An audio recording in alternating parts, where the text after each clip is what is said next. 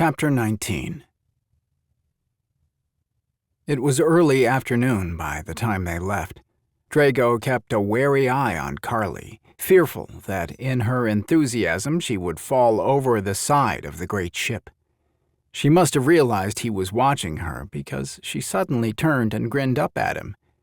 Drago couldn't keep the sigh of relief from escaping when he saw her step away from the side and gingerly navigate the deck of the airship to the steps leading up to the helm. The dragon riders were much like the great ships that Nali used to travel.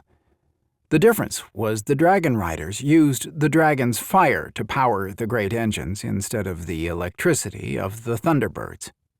Powered by the engines, guided by the wind, and with two massive wings and a rudder, the ship soared out of the protected cave in the cliff and into the sky. Drago was proud of the dragon's fleet of airships. Before the great battle, their fleet of ships had soared through the skies along with their dragon escorts. He turned the wheel and steered them to the southeast. "This is unbelievable," Carly said, climbing the stairs to stand next to him. "The ships allowed us to increase our trade with the other kingdoms," he explained. "I don't understand physics or aeronautics, but I do know this isn't something my world has ever seen. Of course, they've never seen dragons, mermaids, or monsters either," she laughed.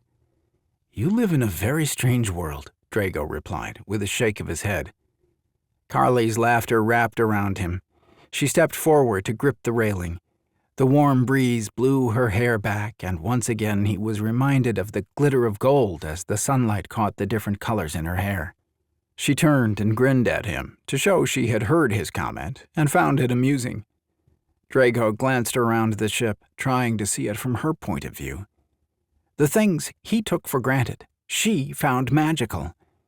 He couldn't imagine not being able to shift into a dragon or live in the world he did without having the ability to use magic or fly through the air in the great ships.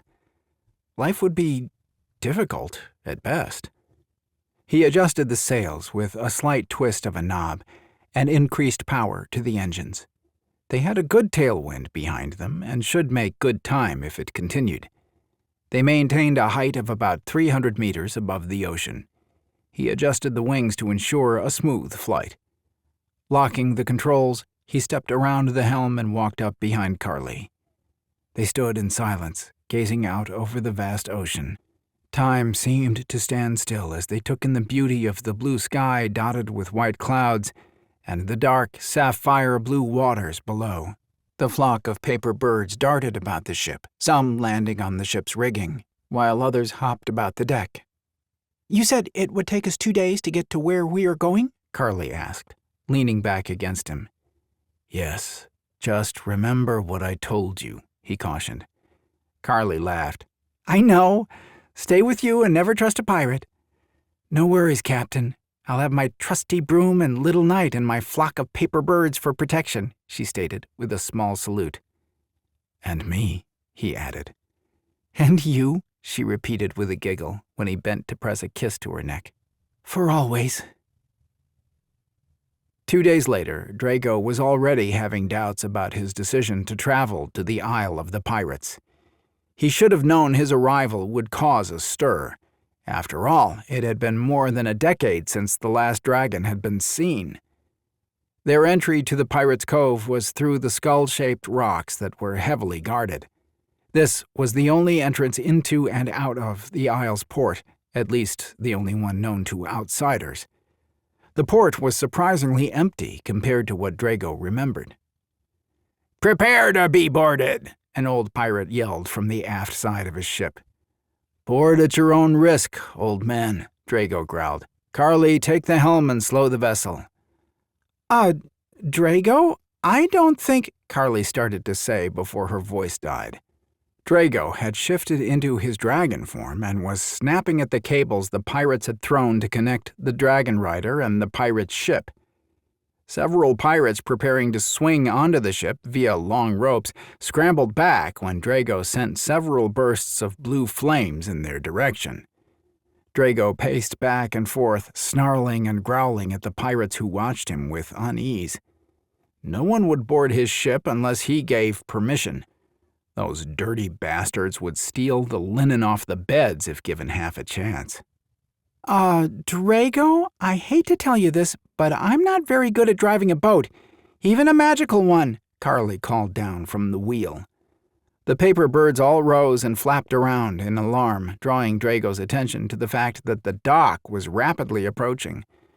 The pirates must have realized that a collision was imminent as well, because they turned their ship to starboard.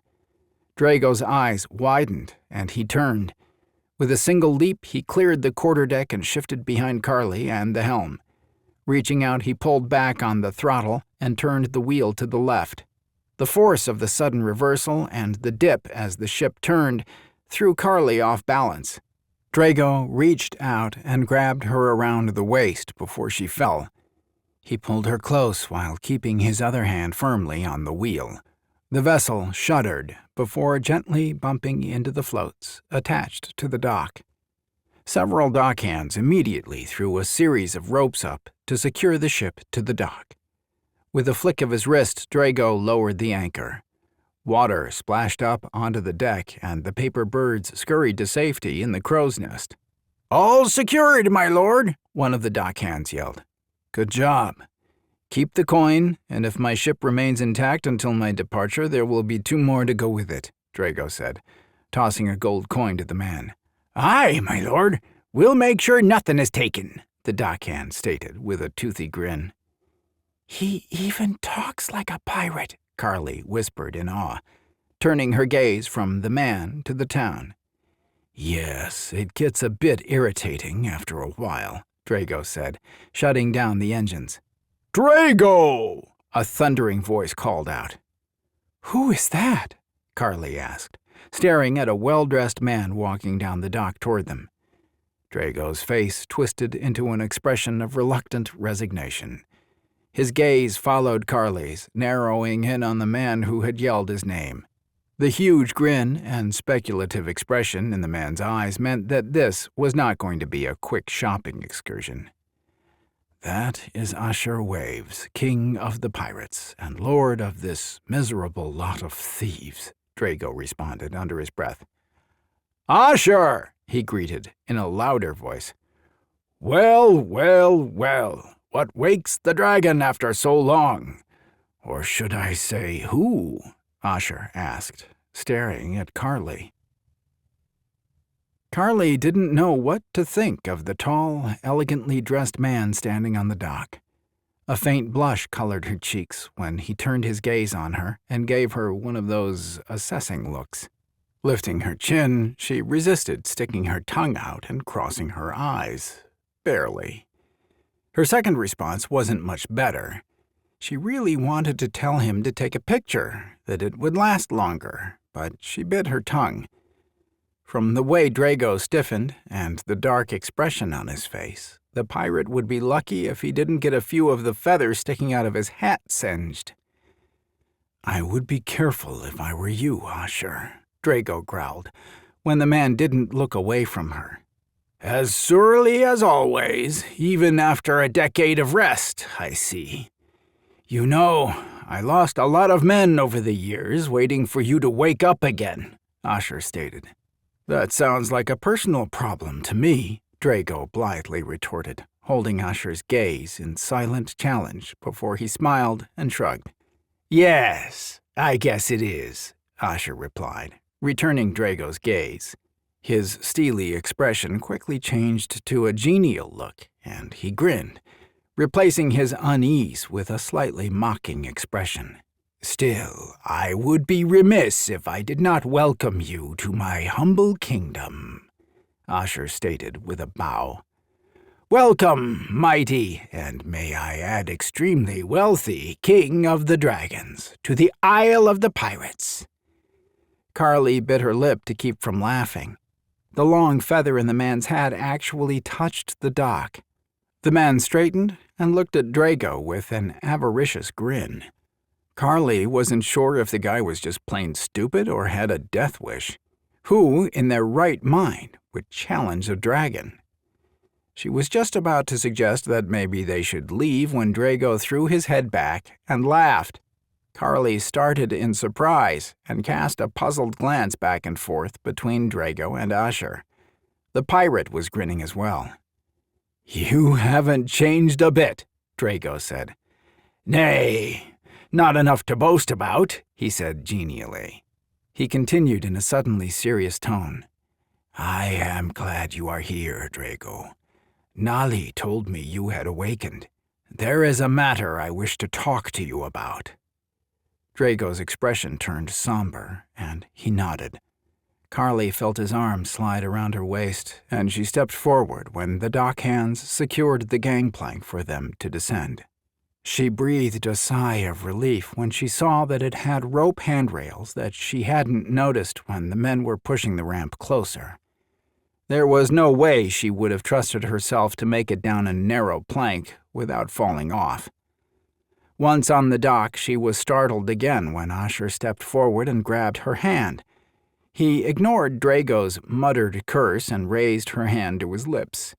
Carly tugged on her hand in an effort to pull free after he finished. "You have found a woman with fire in her blood, Drago.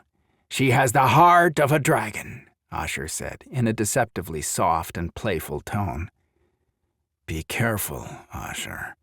My temper is still as fierce as it has always been. Carly is not for you to toy with or to use your gifts on," Drago warned. Usher's lips twisted into a sardonic smile. "What you call a gift, others would call a curse," he said.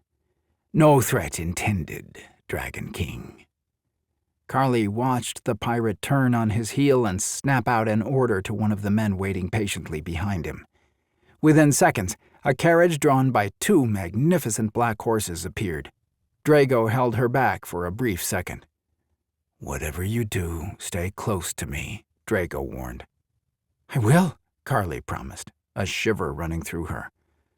"What's wrong?" "I do not know, but I plan to find out," Drago said, before straightening when Usher turned back to them. "Your harbor looks bare. I seem to remember more merchants," Drago said as he helped Carly up into the carriage. "There is much we need to discuss, my friend, but not here. First, let me offer you a comfortable room and a good meal. Then we will talk," Usher said. Carly didn't miss the look of warning in Usher's eyes or the way he glanced around at the men and women milling around the docks. She frowned and followed his gaze. Everything looked okay, but looking and feeling were 2 entirely different things. While everything appeared normal, Carly could feel there was a tension in the air, and it seemed to center around her, if the stairs directed her way were anything to judge by. Carly sank down onto the padded leather seat and ran her hands down the soft fabric of her brown pants. Drago sat down beside her and slipped his hand into hers while Usher sat across from them. Usher waved his hand and the coachman slapped the reins. Carly gripped Drago's hand and held the side of the carriage as it began to move up the slope and through the town. "Ouch! What was that for?" Drago asked, rubbing his arm where Carly had pinched him. Carly looked up at him and grinned. "I just wanted to make sure that I wasn't dead or dreaming. I've already pinched myself. I figured I'd try pinching you this time to make sure," she teased. Drago recaptured her hand and held onto it. "I can assure you that you are neither dead nor dreaming in a less painful way, little thief," he assured her with a chuckle. Usher laughed quietly. "As I said before, Drago, you have found a woman with fire. I love that she also has a delightful sense of humor," he stated. "Just remember she belongs to me, Usher," Drago said. "I have enough worries without the addition of an offended dragon on the list," Usher assured him.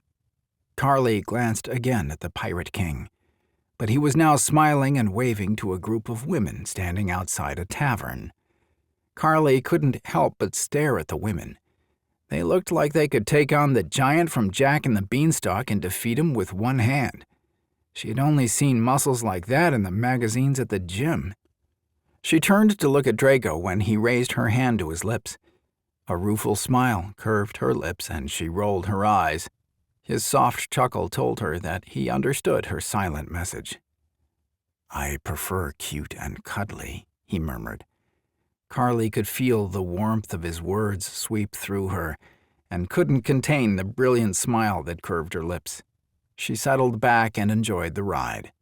There were so many different shops that she couldn't decide which one she wanted to explore first.